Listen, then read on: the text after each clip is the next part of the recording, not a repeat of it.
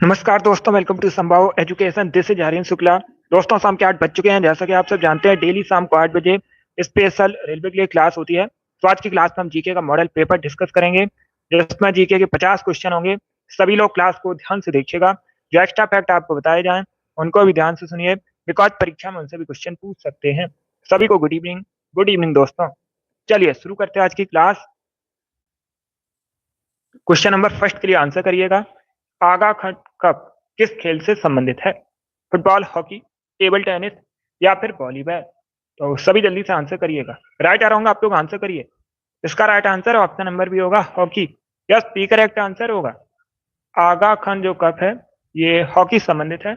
Option number B correct answer होगा। अब देखिएगा, परीक्षा में क्वेश्चन पूछा गया था, फील्ड हॉकी की एक टीम में खिलाड़ियों की संख्या कितनी होती है? ये प्रीवियस ईयर क्वेश्चन है, पूछा जा चुका है परीक्षा में। तो आप लोग याद रखिएगा, 11 होती है। कितनी होती है? 11 होती है फील्ड हॉकी के एक टीम में खिलाड़ियों की संख्या। चलिए आगे बढ़ते हैं। इसका आंसर करिएगा क्वेश्चन नंबर 2 के लिए। प्रश्न इस प्रकार से है, द कैलकाटा क्रोमोसोम पुस्तक किसके द्वारा लिखी गई है? पुस्तकों से संबंधित क्वेश्चन पूछे जाते हैं। हर शिफ्ट में एक क्वेश्चन पुस्तक से संबंधित पूछा जाएगा। तो सभी जल्दी से आंसर करिएगा। जिसने अभी लाइव सेशन को लाइक नहीं किया है, लाइक कीजिए, शेयर कीजिएगा। चैनल पर नए हैं, चैनल को सब्सक्राइब कीजिए, वाल आइकन को प्रेस कीजिएगा ताकि सभी नोटिफिकेशन आप तक पहुंच सकें। इसका right answer option number C होगा, Amitabh Ghosh. Yes, B correct answer होगा। द कैलकाटा क्रोमोसोम नामक पुस्तक अमिताभ घोष द्वारा लिखी गई है। तो option number C correct answer होगा। चलिए आगे बढ़ते हैं। ये दिवस से संबंधित क्वेश्चन है। राष्ट्रीय शिक्षा दिवस कब मनाते हैं? क्या पूछा गया है? भारत में जो राष्ट्रीय शिक्षा दिवस है कब सेलिब्रेट किया जाता है? 27 अक्टूबर को, 4 मार्च को, 17 सितंबर को या फिर 11 नवंबर को? तो सभी जल्दी से आंसर करिए क्वेश्चन नंबर 3 के लिए। इसका right answer option number D होगा, 11 नवंबर को। Yes, option number D correct answer है। आप लोग याद रखिएगा, प्रतिवर्ष 11 नवंबर को भारत में राष्ट्रीय शिक्षा दिवस सेलिब्रेट किया जाता है। तो option number D correct answer होगा। इसका आंसर करिए क्वेश्चन नंबर 4 के लिए। ये भी परीक्षा में पूछा हुआ क्वेश्चन है, प्रीवियस ईयर क्वेश्चन है। क्या पूछा गया? मैग्नेटाइट किसका अयस्क है? आपको बताना है जो मैग्नेटाइट है इनमें से किसका अयस्क है। आयरन करेक्ट आंसर होगा। एक लौह अयस्क है मैग्नेटाइट। तो option number A correct answer है।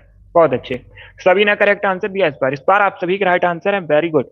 अब देखिए क्वेश्चन को समझिए, उसके बाद ये आंसर करिए। इनमें से किसे माइक्रो इकोनॉमिक्स के जनक के रूप में जाना जाता है? ये 4 ऑप्शन दिए गए हैं और पूछा गया इनमें से किसको माइक्रो इकोनॉमिक्स के जनक के रूप में जाना जाता है। तो सभी जल्दी से आंसर करिएगा, बताइए इसका राइट आंसर क्या होगा। सी करेक्ट आंसर होगा, अल्फ्रेड मार्शल को। या तो option number C correct answer, आप लोग याद रखिएगा। अल्फ्रेड मार्शल को माइक्रो इकोनॉमिक्स के जनक के रूप में जाना जाता है। क्वेश्चन नंबर 5 का option number C correct answer होगा। इसका आंसर करिएगा क्वेश्चन नंबर 6 के लिए। ग्रीन हाउस प्रभाव के कारण, 4 ऑप्शंस को पढ़िएगा। पृथ्वी का तापमान कम हो रहा है, पृथ्वी का तापमान बढ़ रहा है, पृथ्वी का तापमान स्थिर है, या फिर ऑप्शन नंबर डी है इनमें से कोई नहीं। तो क्या करेक्ट आंसर होगा? बी करेक्ट आंसर होगा।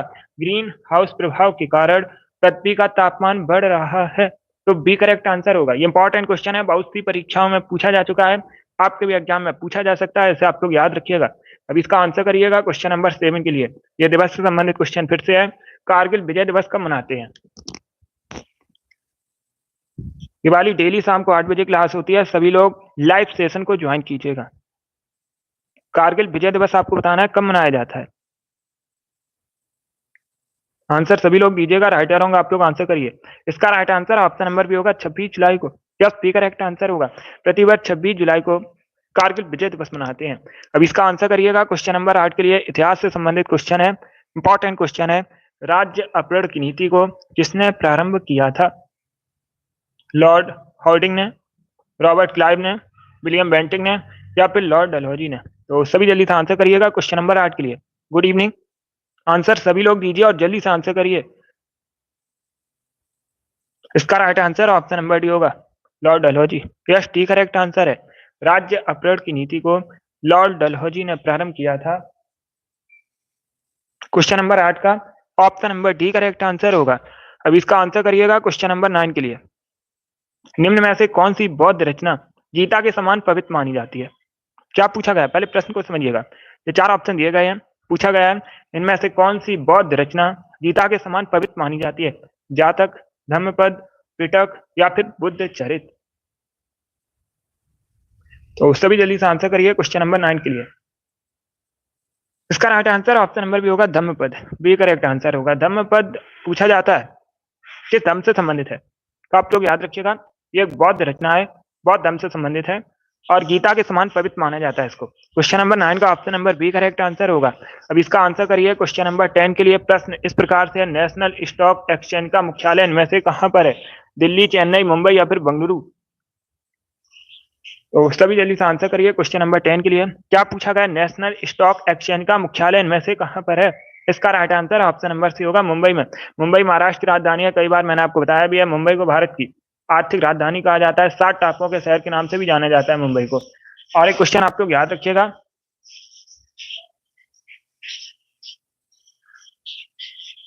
मुंबई में पूछा जाता है बीसीसीआई का हेडक्वार्टर कहां पर है? मुंबई में। आरबीआई का हेडक्वार्टर पूछा जाता है कहां पर है? आप लोग याद रखिएगा मुंबई में। और नाबार्ड का मुख्यालय पूछा जाता है कहां पर है? तब भी आप लोग याद रखिएगा मुंबई में है। एसबीआई का हेडक्वार्टर भी पूछ लेते हैं, ये भी मुंबई में स्थित है। इंपॉर्टेंट है, इनको आप लोग याद रखिएगा। सी करेक्ट आंसर होगा। अब इसका आंसर करिएगा क्वेश्चन नंबर 11 भी आपको बताना है। बैंक की दर इनमें से कौन सी एजेंसी द्वारा तय की जाती है? जो बैंक की दर होती है इनमें से कौन सी एजेंसी द्वारा तय की जाती है? इसका राइट आंसर ऑप्शन नंबर भी होगा RBI. Yes, reserve bank of India bank की दर को तय करती है। क्वेश्चन नंबर 11 का option number B correct answer होगा। इसका आंसर करिएगा क्वेश्चन नंबर 12 के लिए। ज्योग्राफी से संबंधित क्वेश्चन है। इनमें से कौन सा सागर ऑस्ट्रेलिया न्यूजीलैंड को अलग करता है? उस सागर का नाम आपको बताना है जो ऑस्ट्रेलिया न्यूजीलैंड के मध्य स्थित है। अरब सागर, तस्मान सागर, प्रशांत महासागर या फिर हिंद महासागर? ए करेक्ट आंसर नहीं होगा। इसका राइट आंसर ऑप्शन नंबर भी होगा तस्मान सागर। जो तस्मान सागर है ऑस्ट्रेलिया न्यूजीलैंड को अलग करता है। बी करेक्ट आंसर होगा। इसका आंसर करिएगा क्वेश्चन नंबर 13 के लिए। ये अच्छा क्वेश्चन है, प्रश्न को समझिए उसके बाद ही आंसर करिए, जल्दबाजी में आपको आंसर नहीं देना है। सिंधु घाटी सभ्यता का कौन सा स्थल अब पाकिस्तान में है? ये 4 ऑप्शन दिए गए हैं, कालीबंगा, हड़प्पा, लोथल, आलमगीरपुर। इसमें से आपको बताना है सिंधु घाटी सभ्यता का कौन सा स्थल अब पाकिस्तान में है। तो क्या करेक्ट आंसर होगा? लोथल करेक्ट आंसर नहीं होगा। लोथल कहां पर है? ये गुजरात में। आप लोग याद रखिएगा, वर्तमान में पूछा जाता है लोथल कहां पर है? गुजरात में स्थित है। कालीबंगा कहां पर है? राजस्थान में है। हड़प्पा करेक्ट आंसर होगा। हड़प्पा कहां पर है? वर्तमान में पाकिस्तान में है। बाकी आलमगीरपुर पूछा जाता है तो आप लोग याद रखिएगा उत्तर प्रदेश में है। 4 ऑप्शन को याद रखिए, इंपॉर्टेंट है परीक्षा की दृष्टि से। बी करेक्ट आंसर होगा इसका। 13 का option number B correct answer है। अब इसका आंसर करिएगा क्वेश्चन नंबर 14 के लिए। ये फिर से दिवस से संबंधित प्रश्न है। विश्व नागरिक सुरक्षा दिवस कब मनाते हैं? सभी जल्दी से आंसर करिए क्वेश्चन नंबर 14 के लिए। विश्व नागरिक सुरक्षा दिवस कब मनाया जाता है? इसका right answer option number A होगा, 1 मार्च को। Yes, option number A correct answer है। आप लोग याद रखिएगा प्रतिवर्ष 1 मार्च को विश्व नागरिक सुरक्षा दिवस मनाते हैं। अभी आंसर करिए क्वेश्चन नंबर 15 के लिए। बल का मात्रक बताइए क्या होता है? क्या बताना है? बल का मात्रक। तो इसका right answer option number D होगा, न्यूटन। इनमें से पूछा गया है बल का मात्रक कौन सा है?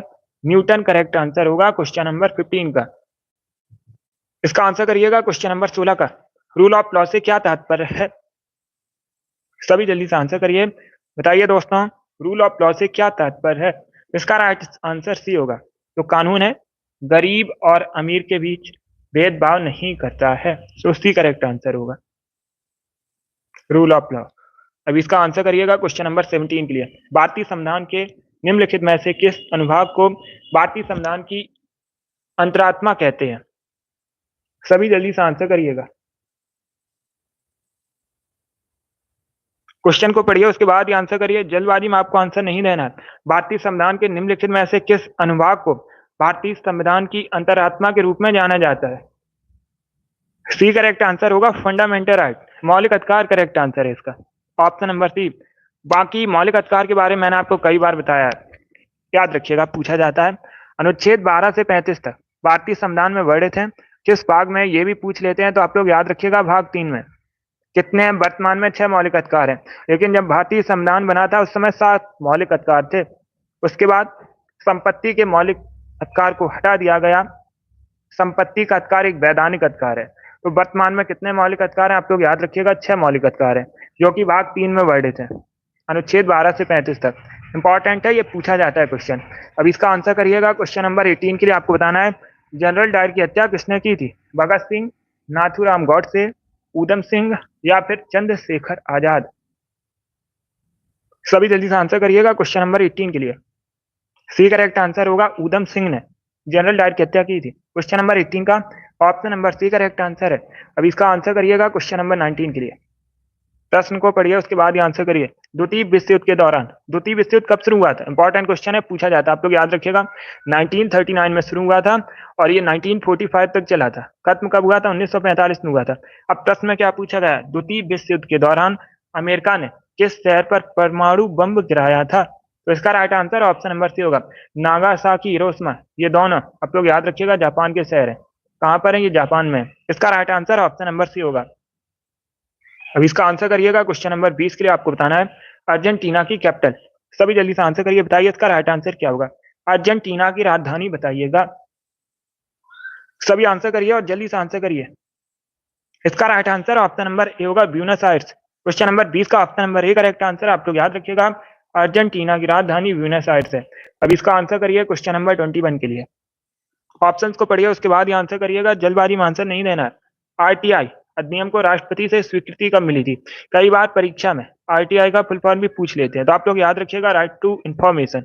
आरटीआई का फुल फॉर्म क्या होता है? Right to information. और इसे 15 जून 2005 में, कब? 15 जून 2005 में राष्ट्रपति से स्वीकृति मिली थी। तो option number B correct answer होगा। अब इसका आंसर करिएगा। क्वेश्चन नंबर 22 का एंशिएंट हिस्ट्री से संबंधित प्रश्न है। प्रश्न को समझिए, चोल काल में सोने के सिक्कों को क्या कहते थे? चोल काल में जो सोने के सिक्के चलते थे उनको किस नाम से जाना जाता था? अब देखिएगा, चोल काल से संबंधित दो क्वेश्चन पूछे जाते हैं जो इंपॉर्टेंट है। पहला क्वेश्चन पूछा जाएगा, चोल वंश की स्थापना किसने की थी? इंपॉर्टेंट है, तो आप लोग याद रखिएगा, विजयालय ने। सभी लोग याद रखिएगा, विजयालय ने चोल वंश की स्थापना की थी। एंड दूसरा क्वेश्चन पूछा जाता है, चोल वंश की कैपिटल, तो आप लोग याद रखिएगा, तंजौर। इसी को तंजावुर भी कहा जाता है, चोल वंश की राजधानी थी। यस योगेश। अब इसका आंसर करिएगा क्वेश्चन नंबर 22 के लिए। सोने के सिक्कों को क्या कहते थे चोल काल में? ए करेक्ट आंसर होगा, कुलंजू। किस नाम से जाना जाता था? कुलंजू कहा जाता था सोने के सिक्कों को चोल काल में। इसका आंसर करिएगा। क्वेश्चन नंबर 23 के लिए आपको बताना है, महर्षि गौतम का संबंध इनमें से किससे है? तो सभी जल्दी से आंसर करिए क्वेश्चन नंबर 23 के लिए। ये भी परीक्षा में पूछा हुआ प्रश्न है, प्रीवियस ईयर क्वेश्चन है। सभी जल्दी से आंसर करिएगा क्वेश्चन नंबर 23 के लिए। महर्षि गौतम किससे संबंधित है? बहुत अच्छे। ऑप्शन को पढ़िए, उसके बाद ही आंसर करिएगा। इसका right answer option number C होगा, न्याय दर्शन से। सी करेक्ट आंसर होगा, बी करेक्ट आंसर नहीं होगा। पतंजलि योग दर्शन से संबंधित है। इसका right answer option number C होगा, न्याय दर्शन से संबंधित है महर्षि गौतम। अब इसका आंसर करिएगा क्वेश्चन नंबर 24 के लिए। बादामी गुफा मंदिर का निर्माण किसने करवाया था? इंपॉर्टेंट क्वेश्चन है, पूछा जाएगा, बादामी गुफा मंदिर कहां पर है वर्तमान में? तो आप लोग याद रखिएगा, ये कर्नाटका में। वर्तमान में किस स्टेट में है, किस राज्य में है? कर्नाटका में है। निर्माण किसने करवाया था? ये करेक्ट आंसर होगा, मंगलेशा ने। बादामी गुफा मंदिर जो है मंगलेशा ने बनवाए थे, तो option number A correct answer होगा। अब इसका आंसर करिएगा। क्वेश्चन नंबर 25 के लिए आपको बताना है, क्लोरीन की परमाणु संख्या कितनी होती है? परमाणु क्रमांक, एटॉमिक नंबर पूछा गया है क्लोरीन का, 11, 12, 9 या फिर 8।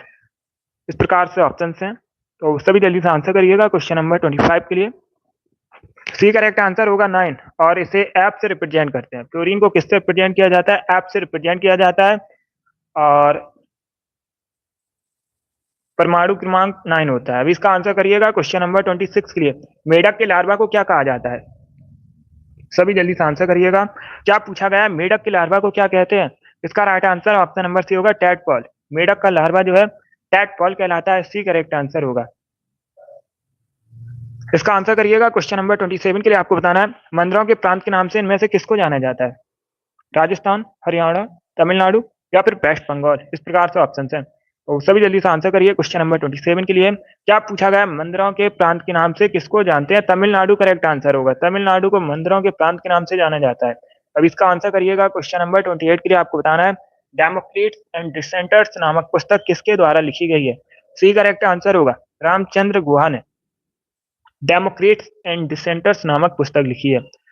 तो क्वेश्चन नंबर 28 का option number C correct answer होगा, रामचंद्र गुहा। इसका आंसर करिएगा। क्वेश्चन नंबर 29 के लिए आपको बताना है क्रेमलिन किस देश का स्मारक है। सभी जल्दी से आंसर करिएगा। ग्रीस, इटली, रसिया या फिर मिस्र, इस प्रकार से ऑप्शन हैं। तो इसका right answer option number C होगा, रसिया। सी करेक्ट आंसर होगा। क्रेमलिन जो है रसिया का स्मारक है। Option number C correct answer है। अब इसका आंसर करिएगा क्वेश्चन नंबर 30 के लिए। मेधा पाटकर आपको बताना है इनमें से किससे संबंधित है। ज्ञानपीठ पुरस्कार से, चिपको आंदोलन से, नारी विमोचन आंदोलन से या फिर नर्मदा बचाओ आंदोलन से। मेधा पाटकर आपको बताना है इनमें से किससे संबंधित है। इसका right answer option number D होगा, नर्मदा बचाओ आंदोलन। डी करेक्ट आंसर होगा। या तो ऑप्शन नंबर डी इसका राइट आंसर है। अब इसका आंसर करिएगा। क्वेश्चन नंबर 31 के लिए आपको बताना है महात्मा गांधी राष्ट्रीय समुद्री उद्यान कहां पर है। सभी जल्दी से आंसर करिएगा। क्वेश्चन नंबर 31 के लिए क्या पूछा गया है। महात्मा गांधी राष्ट्रीय समुद्री उद्यान कहां पर है इनमें से। ऑप्शंस को पढ़िए, उसके बाद ही आंसर करिएगा। जल्दबाजी में आपको आंसर नहीं देना है।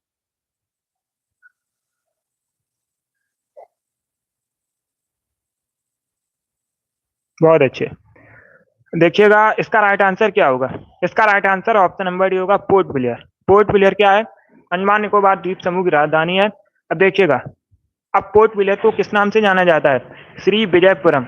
सभी लोग याद रखिएगा, पोर्ट ब्लेयर का नया नाम हो गया है श्री विजयपुरम। वर्तमान में किसकी राजधानी है, अंडमान निकोबार द्वीप समूह की राजधानी है। और यहीं पर महात्मा गांधी राष्ट्रीय समुद्री उद्यान स्थित है। तो इसका right answer option number D होगा, क्वेश्चन नंबर 31 का। अब इसका आंसर करिएगा क्वेश्चन नंबर 32 के लिए।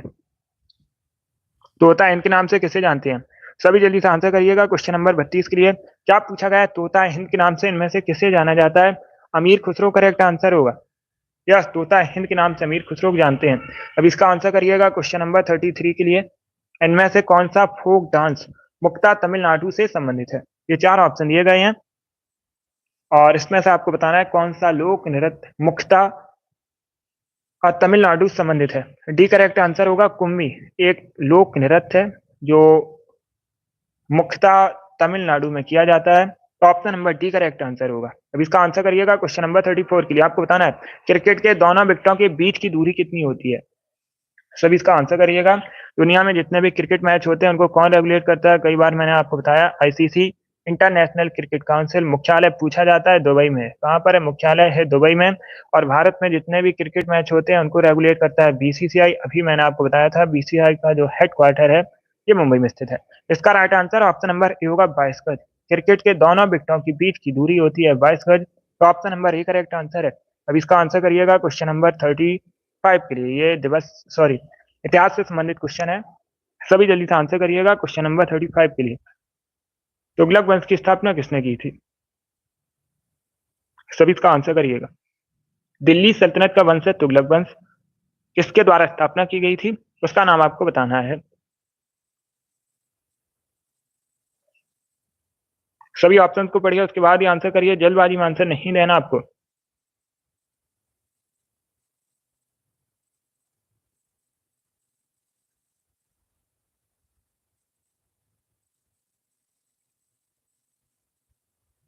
तुगलक वंश की स्थापना बताइए किसने की थी। इसका right answer option number B होगा, Ghiyasuddin Tughlaq. B correct answer होगा। डी करेक्ट आंसर नहीं होगा, बी करेक्ट आंसर है। इसका आंसर करिए क्वेश्चन नंबर 36 के लिए। सबने अभिज्ञा आंदोलन कब शुरू किया गया था, ये भी पूछ लेते हैं। नेतृत्व किसने किया था, महात्मा गांधी ने नेतृत्व किया था। कब शुरू किया गया था, 1930 में, 1930 में।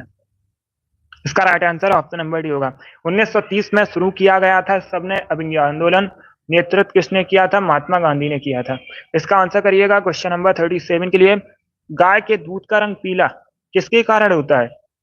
इसका राइट आंसर क्या होगा, बी करेक्ट आंसर होगा, कैरोटीन की वजह से। या तो option number B correct answer है, कैरोटीन की वजह से गाय के दूध का रंग पीला होता है। तो option number B correct answer होगा। इसका आंसर करिएगा क्वेश्चन नंबर 38 के लिए। आपको बताना है बॉम्बे में पहली सूती कपड़ा मिल की स्थापना कब की गई थी। 1876, 1867, 1854 या फिर 1855। सी करेक्ट आंसर होगा 1854 में। सॉरी 1854 में। आप लोग याद रखिएगा बॉम्बे में पहली सूती कपड़ा मिल की स्थापना हुई थी? तो option number C correct answer होगा इसका। 1854, 1854। इसका आंसर करिएगा क्वेश्चन नंबर 39 के लिए। आपको बताना है अष्टाध्यायी के लेखक कौन है? इसका right answer option number B होगा, पाणिनि। बी करेक्ट आंसर होगा। अष्टाध्यायी को किसने लिखा है? पाणिनि ने लिखा है। अभी इसका आंसर करिएगा क्वेश्चन नंबर 40 के लिए। आपको बताना है भौतिक अनुसंधान प्रयोगशाला की स्थापना किसके द्वारा की गई थी? इनमें चारों ऑप्शंस को पढ़िएगा, उसके बाद ही आंसर करिए, जल्दबाजी में आपको आंसर नहीं देना है।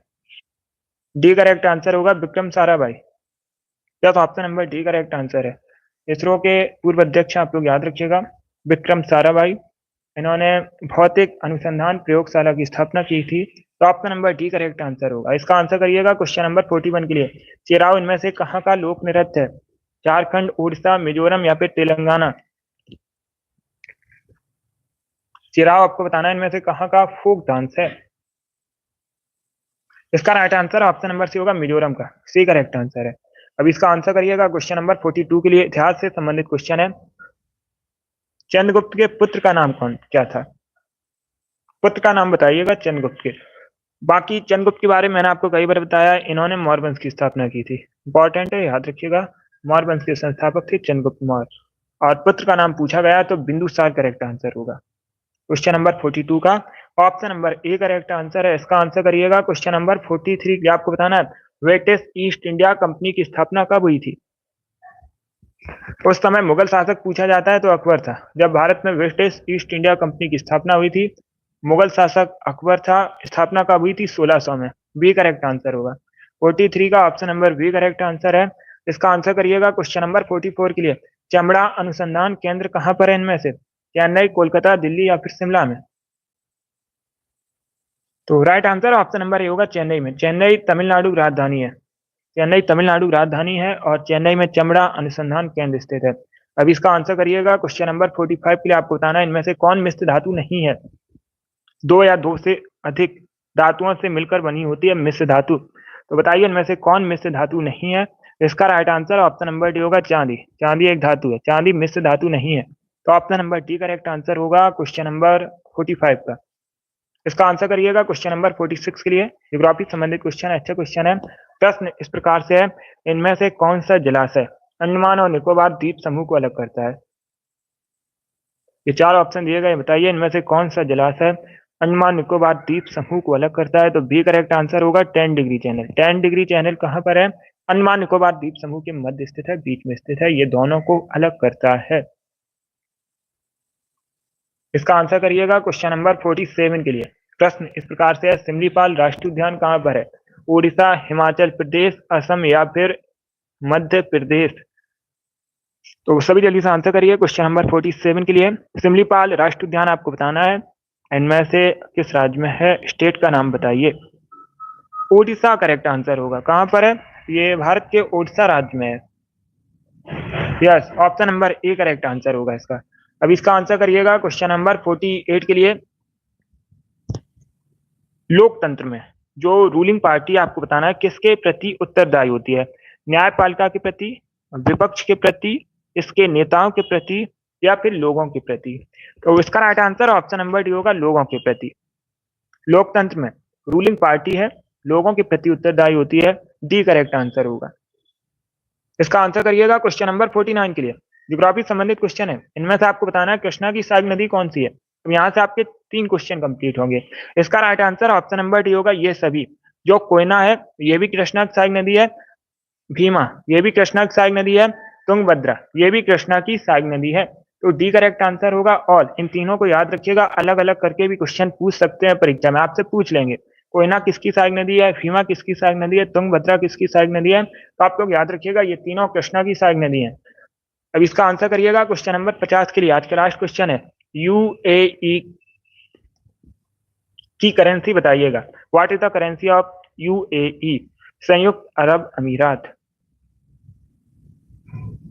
सभी जल्दी से आंसर करिए, ऑप्शंस को पढ़ लीजिएगा उसके बाद ही आंसर करिए, जल्दबाजी में आंसर नहीं देना है।